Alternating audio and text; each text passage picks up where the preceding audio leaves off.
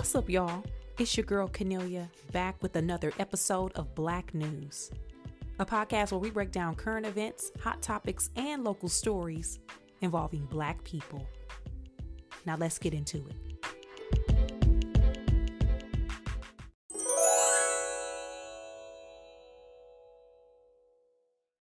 Well, let me say this, okay? And I'm going to start this off like this. If the episode, the audio uploads are a little wonky, it's something going on. So, again, thank y'all for supporting 200 episodes. Hi. I want to jump right in with this in case y'all are listening and it's jarring. I had to upload last week's episode without the intro and the outro. So, as soon as the podcast cut on, it goes right into me talking. Y'all, I is something going on with my software. Yeah, look, we're not gonna start the new year off with the foo. Okay, we're not gonna do that. For some reason, and I didn't post the episode until maybe like Friday or Saturday. I usually post it on Thursday. It was mad late. For some reason, the software that I'm using would not let me export and download the episode with the intro and the outro. For whatever reason, those two pieces of the audio, because how I record it, I have all of those elements, the assets saved. And so once I record me talking, I edit all of the talking pieces, trim all the fat, all that, piece all of the full episode together, and then upload or export and download. Y'all, I edited the whole podcast, did all that, couldn't download it. It wasn't telling me why. I tried to remove some elements. It wouldn't let me export. It wouldn't let me download. I tried on multiple computers, different Wi-Fi. I thought I didn't know what was going on. I then, after maybe like a day and a half, re-edited the entire episode again.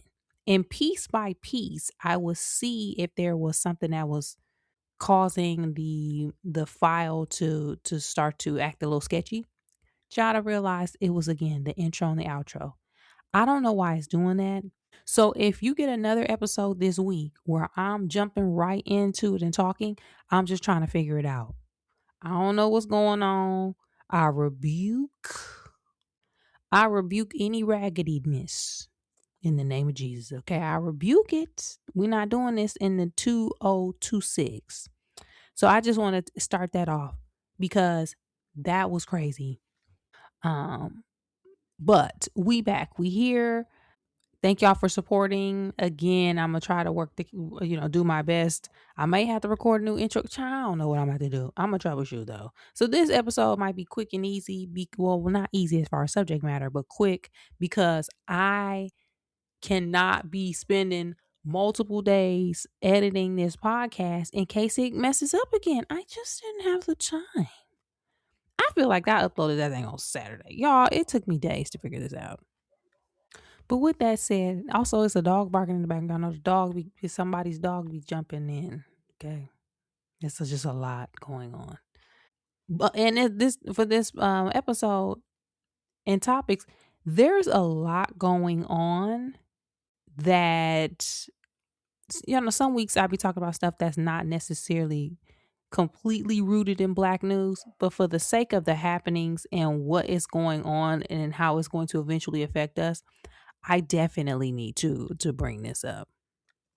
So, in case I'm sure you've seen this. I'm sure you have. A young woman lost her life in Minnesota when she was shot in the face by ICE. This woman was 37 years old. Her name is Renee Good. American citizen. She's a mom, she's a wife, got a family, lives a normal life. Was shot in the face in her vehicle by ICE in Minneapolis, Minnesota.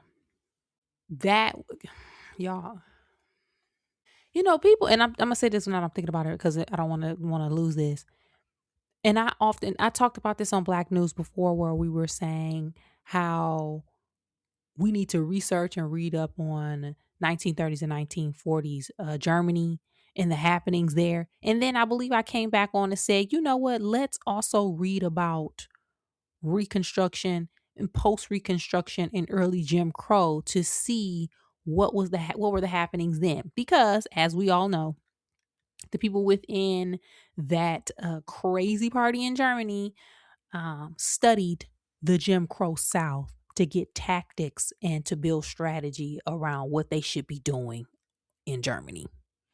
They also, to an extent, were like, "Whoa, they doing too much. We ain't gonna do all that. They doing too much." So for them, some of the things that were happening over here were too extreme. That tells you something. But now when we see ICE, and if I get flagged, oh well with this one, because y'all not be getting flagged. When I see ICE now getting blanket immunity, because there have been tweets from people within that admin saying they have full immunity and authority to be able to do their job, and what their job is clearly is to shoot people, and there has been no consequence. This look, y'all, these some slave catchers. They ICE is running up on people, telling them to show their ID just because. You ain't got to look foreign, which is racist. You ain't got to sound foreign, which is racist. You don't have to be on a list to say that you are undocumented. You don't have to have none of these qualifications. People are literally masked, armed men and women running up on people saying, "Show me your ID." These are the new freedom papers. This is absolutely insane. This is insane. This is literally insane. And unfortunately, we are at the point now where someone has lost their life, which people were assuming was going to happen because it's getting out of hand. You have untrained people walking around in masks, full military gear with guns. I'm sorry, but if somebody with a no disrespect to nobody, but with somebody with no critical thinking skills is given a gun, we don't know if this person can regulate their emotions. We don't know any of that. They just out here running up on folks. This is dangerous, and we know this. So, in regards to Renee Good, this is a tragic situation that her neighbors and her partner had to witness and watch in real time. There have been other citizens in Minnesota, because they going crazy in Minnesota, saying that they're now kicking people's doors down, trying to get in. There was a DoorDash or food delivery driver who got ran up on. She got out the car, ran into the person's house that she was delivering food to. So that everybody in the house freaking out, panicking because they don't know what to do. This y'all, do y'all see what this has become? And we are only in the beginning stages. So what could this potentially mean? And again, this ain't fear mongering. This ain't none of that. This is using our critical thinking skills based on what we're seeing right now and what we have seen and read about from the past and what could potentially happen today. What do we think could happen, class? What do we also think is happening to people once they get taken by the man? We don't know where they're going. We don't know what's happening there. We don't know if they're safe. We don't know if people still in the country. We don't know any of that. We don't even know some of the people that has taken people are actually a part of that regime, because we have heard rumors that it's just random guys dressing up and kidnapping people off the streets for trafficking.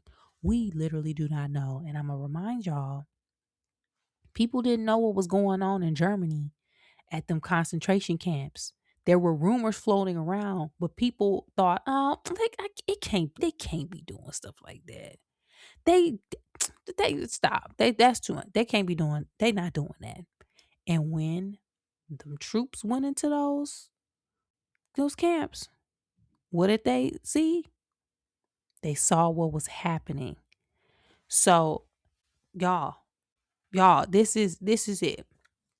Another conversation that has been circulating around this and regarding this is where the black people at? Y'all know every time some go down, because black people have collectively decided that they're arresting. Yes, there are black people getting active. Yes, there are people doing things in their own way, many different things. But as a collective, I have not seen this large of the demographic of black people say, we sitting this one out. So now, again, once again, there's a call on social media for people to say, where the black people at? This affects you. You think you exempt. What's going on? Why y'all doing this? And so on, which is really disheartening because a lot of people had their hearts broken after the election when it was revealed that people didn't vote the way that they should have, right? You had literally had a man campaign on deporting citizens three times. Three times this person ran campaign on deporting citizens, and those people that he wanted to deport actually still voted for him. He said he wanted to deport me, but he ain't talking about me. Voted for him, and now guess what? He deporting everybody. So it was really heartbreaking, right? But one thing that is also, I won't even call this heartbreaking, it's annoying, and now it's starting to make people upset, is this call for black people to do something. A lot of things that I'm seeing is not even like, help, come on, help, let's join. It's, what are y'all going to do? I even saw today somebody was like, where's Oprah? What is Oprah gonna do? Like, what is she going? Where's Barack? Ain't nobody asking where George Bush is. Why ain't nobody asking where George Bush at? Nobody is asking where Al Gore is. John Kerry, he right there. Y'all not asking where Bill is, Hillary. Y'all not asking for none of these people except Barack and Kamala. Why? Why do you think? I know what. I know the black news. We know why. But any other, why? And so the frustrating thing about that is people don't get to mess stuff up and then wait for the cleanup crew to come. It's starting to feel like people think we the cleanup crew. Right? Like, oh, we messed it up. What are you have to do something. That unfortunately, that is not the case. And just from a numbers perspective, I don't think people realize how small of a part of the population black people are. We only 13% of the population. There are more numbers on every other side and every other demographic. So from a mobility standpoint, you can do three times our like I just y'all. But this is what I want people to do because I've realized, and we've all realized this over certain periods of time. One, we don't in this country don't know accurate American history. We damn sure don't know accurate Black history. We weren't taught that, and people do not read and research on their own. Whatever they were told in elementary school during Black History Month about Rosa Parks, Harriet Tubman, and Martin Luther King, that's all people knew. They didn't. It wasn't nothing deeper. Ain't no. They're not picking up no books. So for a lot of citizens, they believe that all of the movement and all of the effort that happened during the civil rights movement just happened, right? They think it just happened. They think a group of people were like, "Oh, let's march over the Edmund Pettus Bridge." Great, cool, march. They thought, we just gonna watch y'all tomorrow. We just gonna march to Washington. They thought that. They thought, so okay, so y'all want to set the lunch counter? Cool, cool, cool, cool. We're gonna set the lunch counter. People think all of these things just were actions that were spurred of the moment. Now, were there elements of the civil rights movement that were unpredictable and that were could have been spurred of the moment? Absolutely. But one thing I want people to start to research is the level of planning that it took, and also research how long the NAACP was cooking in the South and doing things before the Civil Rights Act was passed. And before that, what were the things that were happening prior to that led up to the civil rights movement? What was happening before Emmett Till? What was the momentum push? Then when Emmett Till happened, what was the additional momentum push? That's what people need to do. People didn't sit at lunch counters all willy-nilly. They rehearsed. Them lunch counter sit-ins were rehearsed. If you gonna break the law and have somebody pour hot coffee over your head and you need to not move or not react, you probably want to have rehearsal for that. If you planning to walk across a bridge and you know on the other side it's cops on horses, dogs, water hose, you name it, clubs, you gonna have to in some way simulate that and rehearse what you gonna do. If you setting yourself up to potentially go to jail for the act that you're about to do, the civil rights, the stance for civil rights, you going to an extent need to rehearse or have a plan in place. People was getting locked up. People lost their life.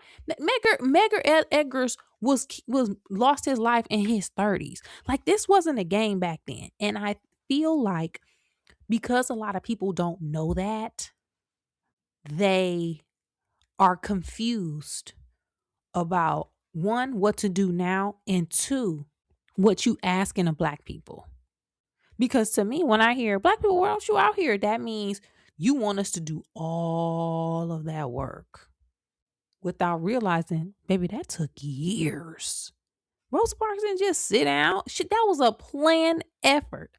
Rest in peace to Claudette Colvin, who passed away, was one of the first women who became known for, and at the time she was a young girl, she was 15, for sitting, not getting up on that one of those buses.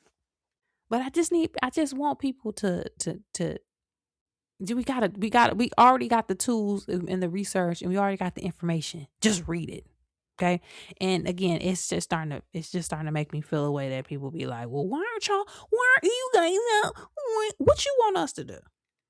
People at this point in time, stuff about to get so real. We have modern day slave catchers walking throughout the United States. It's about to get so real. Everybody gonna have to know how to resist. Those long gone are the days where people be like, Can you do it?" No, everybody, millions of people gonna have to start resisting. So it's time to get the practice in. But it's unfortunate that now Miss Renee Good is a part of this unfortunate history of our country at this time when all of this could have been avoided. Y'all could have just voted for the black lady, child. Y'all could have just. But also, part of me think either. I feel like no matter what would have happened, stuff would have got out of hand. It just would have got out of hand in a different way because everything was at the boiling point here. So we'll see. Rest in peace to Miss Renee Good. That is so unfortunate. I feel so bad for her family, her friends, and her community. But again, is y'all this time? It's time to at least open our eyes and be abreast about what's going on because it's getting crazy. Let me know y'all thoughts about it though. Do I have any Black News listeners that are in Minnesota? If so, let me know what is happening. Okay, you can find me at Kenelia on social media. Okay, y'all, it's the part of the podcast where I start talking about sinners. Y'all, I told y'all. Y'all, if you over it, speed up. Okay, this is just speed up, skip over, and keep listening after the fact because I got to get this off my chest. After the Golden Globes, let me say this. After the Golden Globes this past weekend, I have officially gotten to peak levels of anger, and two, because of all the snubs and the disrespect, I really honestly feel like this is pushing me into my creative villain arc. Okay. I feel like I am being pushed into villain levels of creative artistry due to this. I'm coming for it. I'm coming for blood. I can't. Villain arc activated. Okay. Once again, sinners didn't win. I And let me say this, I get my screeners this week. So once I get my screeners, it's over for y'all. And I'm not talking about the Black News listeners. I'm talking about the naysayers. It's over for y'all. Because even the films that I've already watched, they not better. And my friend came on stage, posted something today where he was like analyzing and questioning, why is this movie and this award season so important to us? And he had a lot of good points.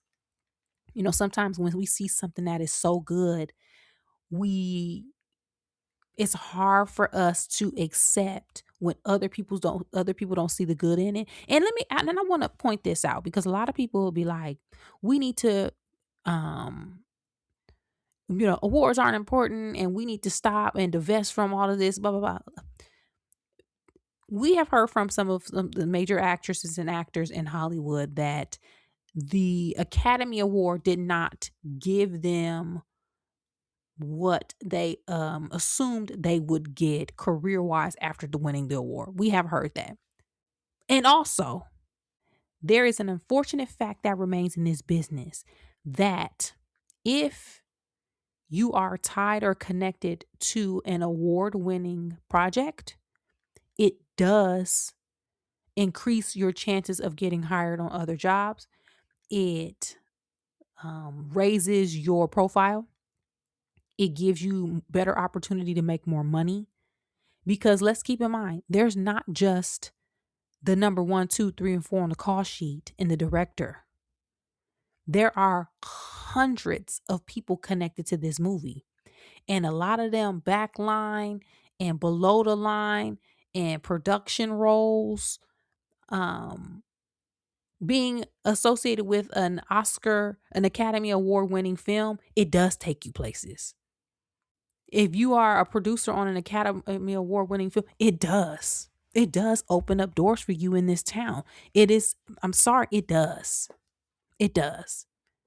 May not do that for every particular role, but I'm telling you, for a lot of this, it does matter. So a part of me understands or feels like, from what we know about Ryan Coogler, I know he know to play. Ryan's mentors, he was John Singleton was his mentor. Spike Lee is his mentor. He is colleagues and peers with all of the Black directors, producers, and people who've been in Hollywood for years. I know, and I'm willing to bet that they be texting him throughout all this on some, I know that's the bull. I know he know to play. I know he knows it. I also feel like he knows that the people is that we're behind him. He know he got the people. Ryan got the streets, right? He got the streets on lock. If he puts something out, now we going to see it sight unseen. I feel like he knows his audience.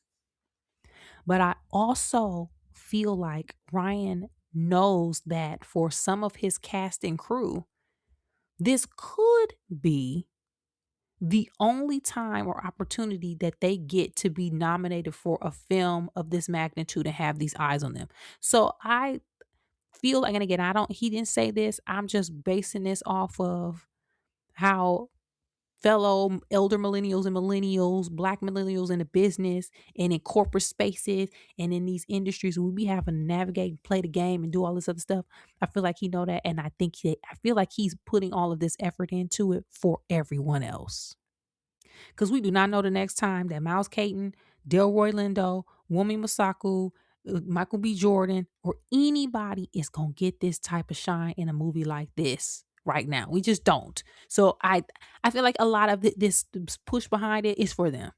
Also feel like he probably could care less, but it doesn't. I feel like he wouldn't be mad if he won something. With that, though, it still is annoying because people just tired of the BS. I said this before, I'm gonna say it again. Sanders gave everybody what they said they wanted. But outside of that, one thing that did happen at the Golden Globes this past weekend, and in case there is a video, I forget the content creator, his name is going around all social media platforms where this brother did a full dissection of the Golden Globes, the connection with Variety, Rolling Stone, and the person who owns all of these publications and is behind some of these um major Hollywood staples. and the conservative leanings. So some of this, what's happening makes sense. But Tiana Taylor won a Golden Globe for Best Supporting Actress in a Motion Picture for her role in One Battle After Another. When I tell y'all, I was shocked. Y'all know I don't expect no black person to be winning. As soon as she won, people started saying, it's the Halle Berry, help thing where black women can only win roles because of when they're over sexualized or when they're like in a subservient position. So for me, regardless of the role, I am happy for Tiana Taylor. Again, this is major. Going back to what I just said, things like this do change the trajectory of your career. Does this mean she gonna get more money? I don't know, because you got Taraji P. Henson and them still and Viola Davis still fighting for fair pay. So I can't say if this is gonna change the money aspect. I can't say if it's gonna change the type of project she's linked to, because those two women in particular I just named, and there are many others, have been linked to award winning films and award nominating films, and they still be out here trying to get it with whatever these roles are. But will it change how her artistry and who she is as an artist is perceived? Absolutely. Now when she goes into these rooms, now when she is on set, now when she is considered for a project, she is perceived as an actress that needs to be taken seriously versus some black lady that's just here. Because again, it matters. Unfortunately, it does matter to an extent. And before I forget, I want to pause and say the NAACP Awards nominations came out, and that's the one that we gonna get. Everybody gonna eat. Everybody be eating at the NAACP Image Awards. I told y'all I want me an NAACP Image Award. That's one thing that I do want. But we will have our moment where we as a collective get to celebrate and acknowledge all of the work that our peers, colleagues, our favorites have done throughout the year. So I am definitely looking forward to that, because again, I think that's going to be a good time. But back to Tiana. I mentioned the discourse that was happening around her win. And simultaneously, I think there was like a variety or it was some article that came out where she addressed some of the backlash for that her character received, where people would say it's over sexualized, and she was saying that this character uses sex as a weapon, and what movie were people watching, because that's not what should be perceived as. And so, y'all, I told y'all my perception of the movie. I believe I told y'all last week.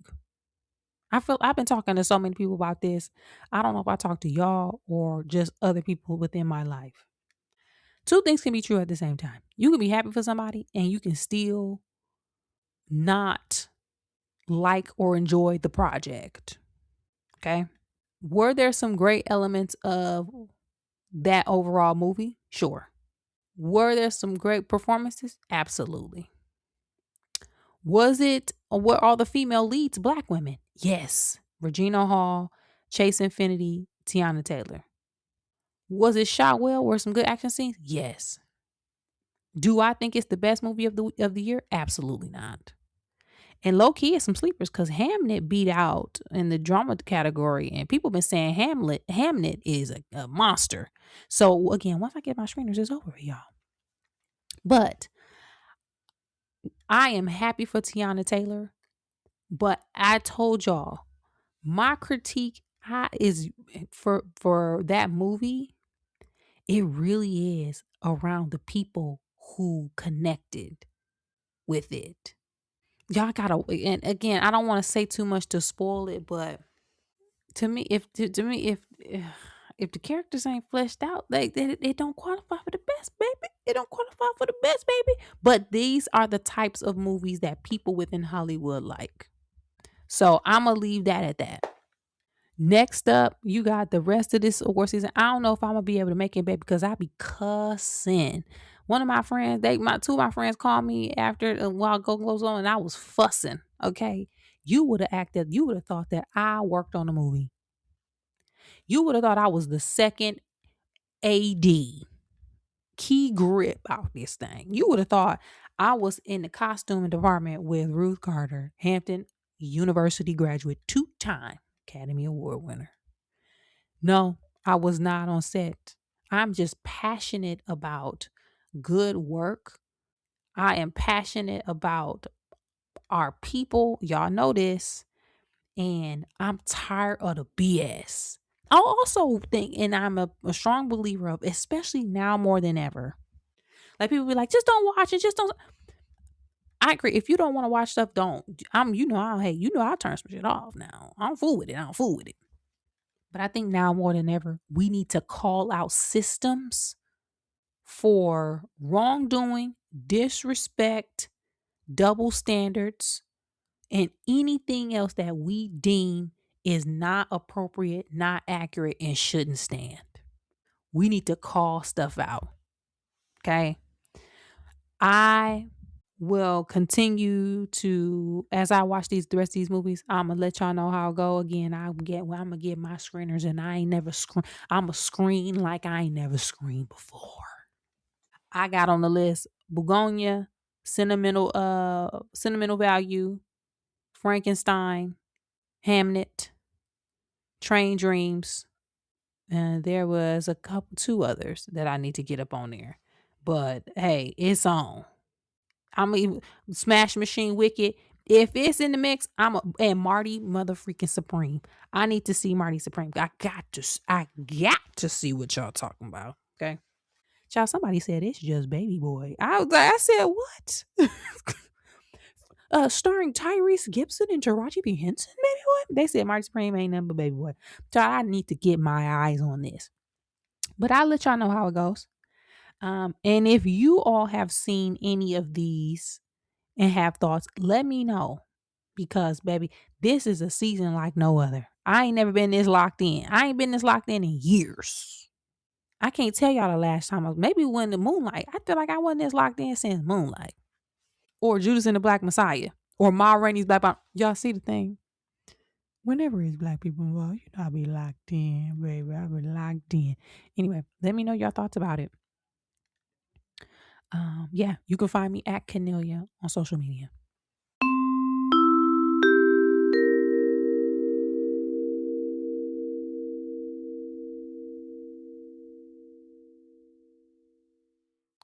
On next week's episode of Black News, I give a quick heads up on some audio issues that I've been having as of the new year, with hopes that this will not continue on and it'll be better moving forward. I also talked about the unfortunate events that happened in Minnesota this past week, where an unarmed woman unfortunately lost her life at the hands of ICE.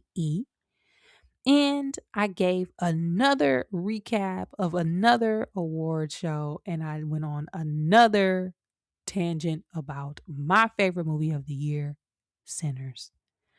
Let me know your thoughts about all of these topics, Summer None, and I'll check back with you guys next time.